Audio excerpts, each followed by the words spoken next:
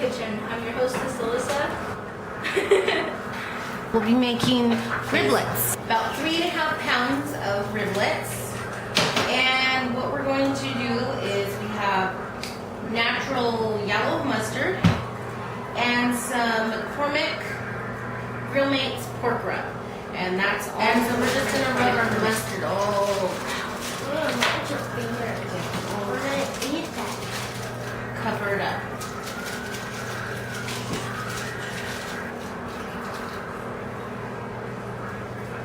And you want to be generous with your seasoning.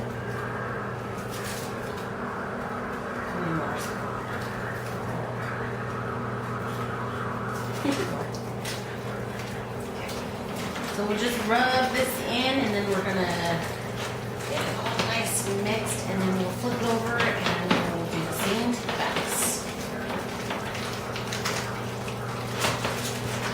So now we're gonna flip them over and do the same.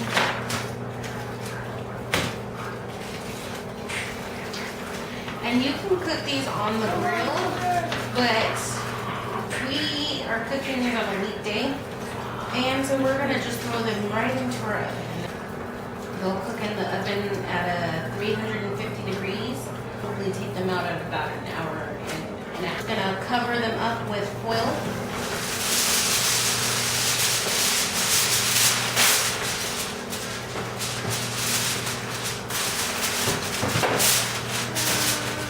Now our oven's already preheated. We're gonna just stick them straight into the oven.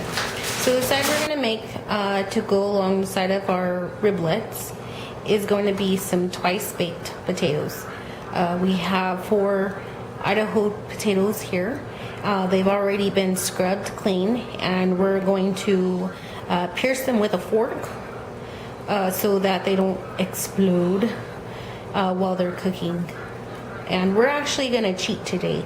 We're not gonna bake them twice. We're gonna microwave once and then bake them the second time. And we'll show you how it goes. Okay, so you're gonna take your potato and you're gonna pierce it 3 times on one side. Don't get your fork stuck. 3 times on the other side. Okay, so now that all our potatoes are pierced, we're gonna put them straight into the microwave. And for 4 potatoes, we're gonna put it in there for about 15 minutes. Unless you have like a specific setting on your microwave for your potatoes, you can use that too, I guess.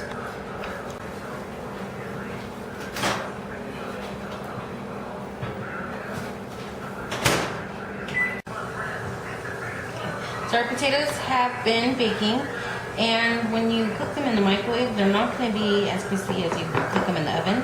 So since we're going to put them back in the oven, we're just going to brush them a little bit with some oil just so they get a little crispy.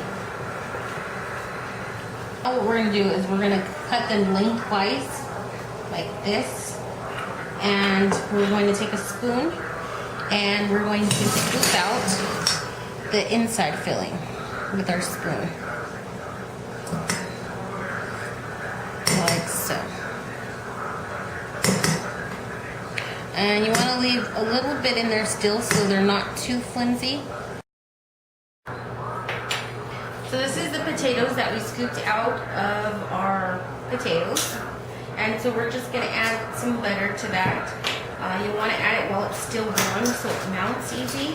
To our potatoes, we're going to add just a few scoops of sour cream.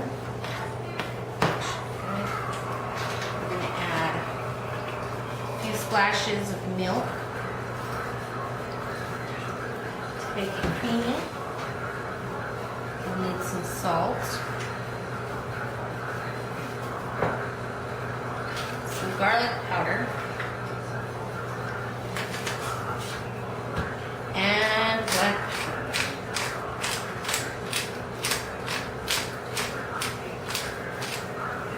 pepper. Potatoes, we're going to add a little bit of cheese.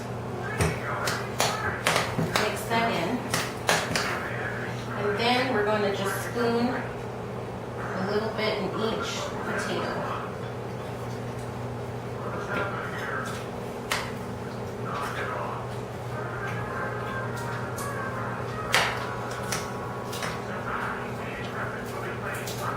Now we're gonna top them off with some toppings, and we're just gonna use some of the extra cheese.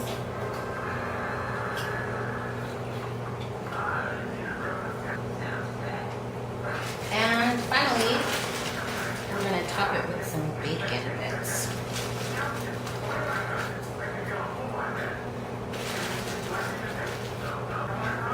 Alright, so we got our potatoes fully loaded, and now we're gonna bake them in an oven at 350 degrees for about 10 to 15 minutes. For our soup, we're gonna need 1/2 cup of butter,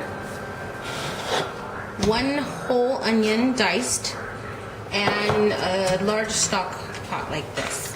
And so you just want to throw your butter in there and get it all melted up.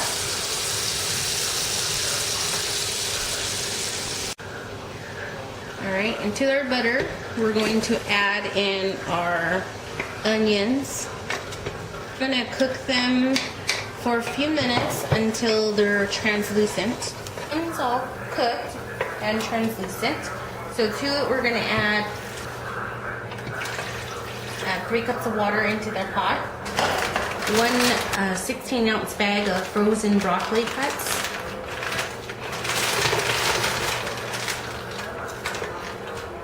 if you have chopped broccoli, that's better than the broccoli cuts, but this is what I had in my tweezer, so this is what I'm using. It'll work. It's boiling with so I'm going to add to it some chicken bouillon, and I'm going to add 3 or maybe 4 spoons of chicken bouillon to it. And then you'll want to stir that up.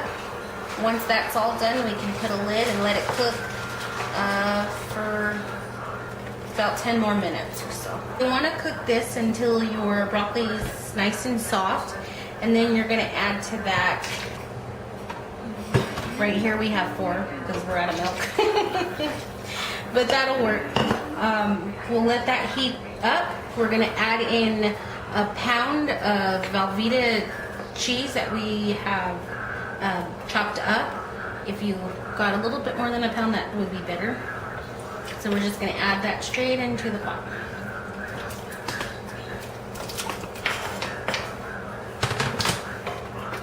Stir it all together until your cheese is melted all the way through.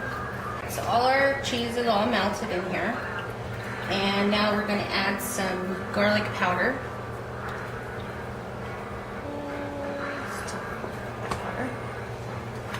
And because it is kind of running like this, we want to make it soupy. So we want to thicken it up with some cornstarch. Then I've added about 3 big spoonfuls of cornstarch into my cup. Now I'm going to add cold water to it. I've added my water to it, my cold water, and I've mixed it all up. I have probably about 1/2 cup of mixture now, and I'm just going to add it straight into the pot. And it'll thicken up pretty quickly. See, it's starting to thicken.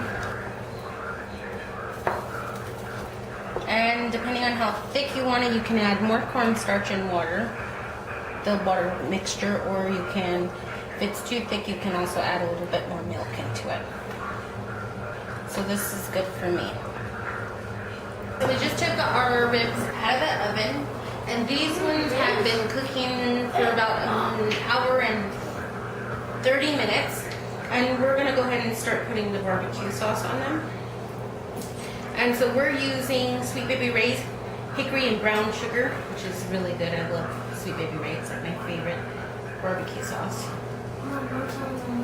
Is now we're going to just spread with our spreader on top of each rib. And you can add as much barbecue sauce as you like. You might need a little bit more. I'm going to add more.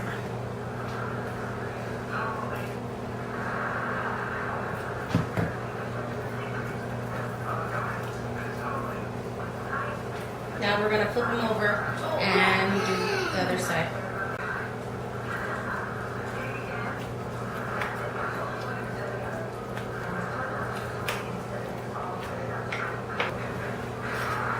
All right, so the ribs are ready to go, and we're gonna stick them back in the oven uncovered for about 10 more minutes, and then we'll be ready to eat.